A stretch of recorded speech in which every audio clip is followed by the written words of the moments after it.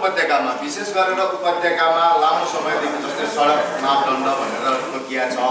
अब तपाईँको घरहरू बनेको छ विक्रम सम्वत 1970, 80, 50मा होइन 90 सालको भूकम्पले नभत्किएका घरहरू छन्। तिनीहरूलाई सडक मापदण्ड भनेर 2034 सालमा सडक मापदण्ड भनेर मापदण्ड बनाइन्छ। अनि के त भन्दाखेरि 90 सालको भूकम्पले नभत्केको घरलाई 34 सालमा बनाएको मापदण्डले के भन्छ भन्दा सडक अतिक्रमित भनेर परिभाषा भाष्य तयार गरिन्छ। अनि सडक अतिक्रमित घर हटाइयो भनिन्छ। कुनै क्षतिपूर्ति दिँदैन, कुनै मुआवजा दिँदैन, कुनै पुनर्स्थापनाको व्यवस्था पनि छैन। त्यसरी त्यो क्रम त चल्दै नै आएको थियो। 69 सालपछि डाक्टर बाबुराम भट्टराईले सुरु गरेको त्यो क्रम चल्दै नै छ। त्यसमाथि पनि त्यो खला मापदण्डको सवालमा के छ भने 2065 सालमा 2065 पुसमा नेपाल सरकारले राजकुलोहरूमा 4 मिटर, बागमती, विष्णुमती, मनोहरामा 20 मिटर खोलाको किनारबाट है। र खोलाको किनार कुन भन्दाखेरि पत्रकार साथीहरू लगायत धेरै जनताहरू कहाँ झुकिन्छ भन्दा अहिले सरकारले साँघुरो बनाएको, सरकारले खुम्चाएको खोलालाई चाहिँ खोलाको किनार भन्छ। होइन 21 सालको अहिले लगाएको जुन यो जस्तै बागमतीमा तपाईँहरूले हेर्नुभयो भने बागमती ब्युटिफिकेसन भनेर जुन साँघुरो बनाइया छ, वाल उठाएको छ नि, त्यो वालबाट 20 मिटर 40 मिटर होइन। 21 सालको नापी नक्साबाट 21 सालको नापी नक्साको किनाराबाट चाहिँ 40 मिटरसम्मको मापदण्ड तोकिएको छ सर्वोच्चले। थप 20 मिटर गरेर 2065 सालमा नेपाल सरकारले 20 मिटरसम्मको मापदण्ड तोकेको हो। त्यो 20 मिटर तोकेको मापदण्डको मुआवजा पनि दिएको छैन, किता काट पनि गरेको छैन, जग्गा प्राप्ति गरेर जग्गा लिइसकेको पनि छैन, त्यहाँ निर्माण गर्न दिएको छैन, घरहरू बनाउन दिएको छैन, संरचना बनाउन दिएको छैन। त्यो सम्पत्ति छिरो भइरहेछ। जस्तै तपाईँहरूले त्यो तिनकुनेको जग्गा एकचोटि मेयर साहब हाम्रो बालिनले पनि नाम लिएको सुन्नुभयो। त्यो यत्तिकै छ नि, त्यो जग्गा क्षतिपूर्ति पायो, मुआवजा पायो, केही पनि पाएको छैन, हकहक पनि गर्न पाएको छैन। त्यस्तै गरेर किनाराका 21 सालको नापी नक्साको किनाराबाट 20 मिटरसम्मका क्षेत्रहरूमा कुनै कन्स्ट्रक्सन भौतिक संरचनाहरू बनाउन दिइएको छैन। त्यो ब्याङ्कमा ढितो पनि लिइरहेको छैन। अनि त्यसमाथि पनि सर्वोच्च अदालतले, सम्मानित सर्वोच्च अदालतले हचुवाको भरमा जुन किसिमले मापदण्डमा थप 20 मिटर, जहाँ पुरानो जति छ त्यसमा थप 20 मिटर, र जहाँ छैन खोल्सा, खहरे, राजकुलोहरूमा जहाँ छैन त्यहाँ चाहिँ न्यूनतम 20 मिटर भनेर जुन हचुवाको भरमा तोकियो होइन। त्यसपछि हामीले आन्दोलन गर्न सुरु गरेका थियौँ। हामीले आन्दोलन गर्न सुरु गरेपछि नेपाल सरकारले पुनरावलोकनमा गयो। के त भन्दाखेरि यो चाहिँ अव्यवहारिक छ, नेपाल सरकारले यो लागू गर्न सक्दैन, सरकारसँग यो लागू गर्न बजेट पनि छैन, त्यसैले यो हुँदैन, सर्वोच्चले यसको पुनरावलोकन हुनुपर्छ, पुनरावलोकन गर्नुपर्छ भनेर नेपाल सरकार पुनरावलोकनमा गएको अवस्था। पुनरावलोकनमा गइसकेपछि पटक अब कहिले हेर्न नमिल्ने, कहिले हेर्न नभ्याउने हुँदै गत मात्र 26 गते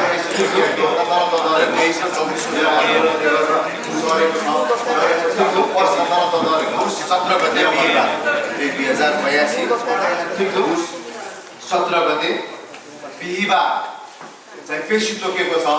र त्यो पेशीको दिनमा अब चाहिँ हेर्न नमिल्ने, नभ्याउने, यो कुनै पनि बहाना नगरिकन यो मुद्दा हेरेर यो मुद्दा टुङ्ग्याउनु पर्छ। किन भन्दा यसमा धेरै जनता 10-12 लाख भन्दा बढी जनता, यसमा 80-90 हजार घर परिवारका 12-15 लाख चाहिने जनता प्रत्यक्ष प्रभावित छ। मापदण्ड खारेज गर्दा बितिसक्नु भयो। कतिजना रोग लागेर डिप्रेसनमा गएर बसिरहेछ होइन।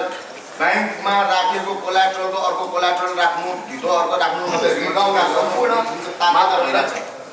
छोराछोरी विदेश पठाउनलाई जुन एजुकेसन लोन लिनलाई मान्छेले प्रपर्टी राख्न पाइरहेको छैन, त्यो समय एजुकेसन लोन लिन समेत चाहिँ पाइरहेको छैन। यसरी यो अन्यलको स्थितिमा राखेर जनतालाई दुःख दिन पाइँदैन।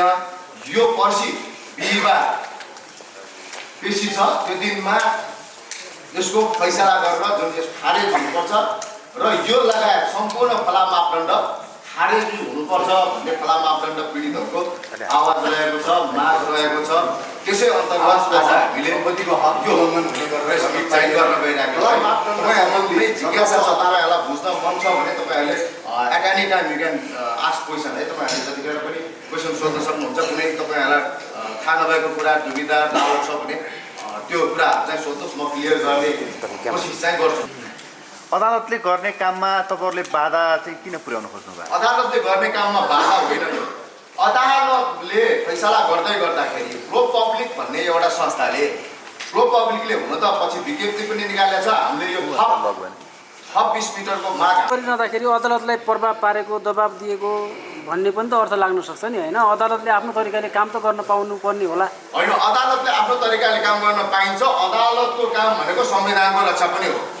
संविधानको धारा 25 र धारा 37ले दिएको, संविधानको धारा 25ले दिएको सम्पत्तिको हक गरिएको, संविधानको धारा 37को आवासको हक संरक्षण गर्ने र संविधान अदालतले पनि कानुन मान्नुपर्छ। गैर कानुनी, गैर संवैधानिक डिसिजनहरू गर्न पाइँदैन। यो जनताको खबरदारी गर्ने, तपाईँ पत्रकार मित्रहरूको पनि खबरदारी गर्ने कर्तव्य पनि हो है, कर्तव्य पनि हो। हजुर, अरू साथीहरूको के छ जिज्ञासा पनि कुरा आउँदो रहेछ। महानगरमा नेतृत्व तहमा पुगेका व्यक्तिहरू महानगरमा कहिले आउनुभयो भन्ने कुरा पनि हुँदो रहेछ। म 51 वर्ष भएँ, मैले देखेको छु यो खोला, मैले देखेको छु यो खोला, मैले माछा मारेको छु यो खोला। यो खोला कहाँसम्म हो मलाई थाहा हुन्छ नि होइन र? 15 वर्ष अगाडि आएकोलाई थाहा हुँदैन, किन भन्दा 15 वर्ष अगाडिदेखि त यो खोला अतिक्रमण परिसक्यो। भनेपछि त्यो व्यक्तिले कति देखाएको छ, कति अध्ययन छ, उसले कति जानेको छ भन्ने पनि हुँदो रहेछ। र यसलाई अभिशापकै रूपमा लिनु पर्ला, यसलाई अभिशापकै रूपमा लिनु पर्ला। एउटा महानगर जस्तो हाँक्ने प्रमुखले नियम कानुन पनि पढ्न पर्ला होइन? अब त मलाई लाग्छ उम्मेदवार हुन पहिला परीक्षा दिनुपर्ने पो चलन ल्याउनु पर्छ कि जस्तो पनि लाग्छ। किनभने बेसिक नियम कानुन त बुझ्नु पर्यो नि होइन र? प्रमुखलाई नै थाहा छैन यो कार्यान्वयनमा जाँदाखेरि के छ कस्तो छ।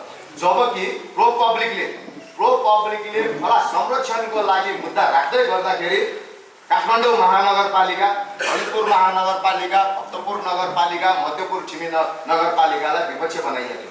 खोला संरक्षणमा तपाईँहरूले गरेको काम कम भयो भनेर, तपाईँहरूले गरेको भूमिका कम भयो, तपाईँहरूको कर्तव्य पालना गरेन भनेर होइन?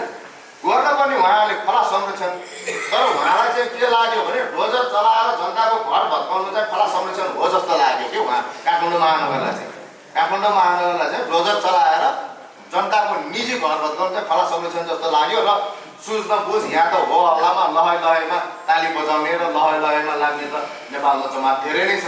त्यसैले नै तपाईँ पत्रकार मित्रहरूले यो चिजहरू सुसूचित गर्नु पर्यो है, यो चिजहरूको सन्देश दिनु पर्यो है भनेरै आजको पत्रकार सम्मेलन गरिएको हो कि बुझ्नु भएन?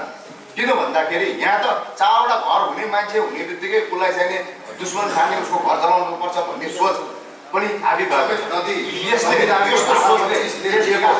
यस्तो सोचले हामीले नेपाली यो सोचले मैले मेरो छोराछोरीलाई नेपालमै बस्नुपर्छ भन्न सक्दिनँ होइन?